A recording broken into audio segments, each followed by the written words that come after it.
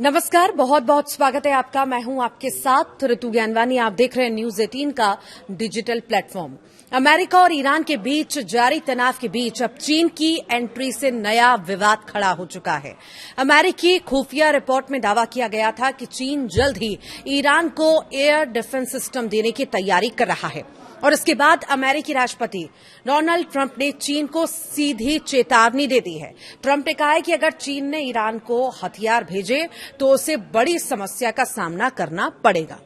हालांकि उन्होंने ये नहीं बताया कि अमेरिका किस तरह की कार्रवाई करेगा, लेकिन उनका बयान साफ संकेत देता है कि अमेरिका नहीं चाहता कि ईरान को कोई हथियार मिले।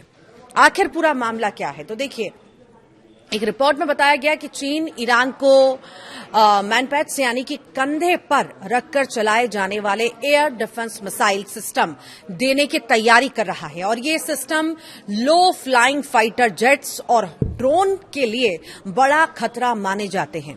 रिपोर्ट में यह भी कहा गया कि चीन इन हथियारों की सप्लाई सीधे नहीं बल्कि तीसरे देशों के जरिए करने की योजना बना रहा है ताकि उसका नाम न आए। आखिर अमेरिका की चिंता क्यों बढ़ गई है? देखिए, अमेरिका ईरान युद्ध के बीच ईरानी सेना ने एक अमेरिकी F-15 फाइटर जेट को मार गिराया था।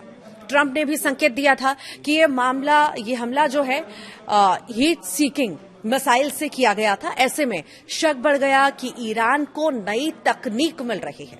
हालांकि ऐसी रिपोर्ट आई थी कि यह कंधे पर रखकर लॉन्च करने वाली मिसाइल रूस से आई थी। अगर चीन वाकई ऐसे सिस्टम देता है तो यह अमेरिका और उसके सहयोगियों के लिए बड़ा खतरा बन सकता है, खासकर तब जब पश्चिम एशिया में लगातार तनाव जारी है।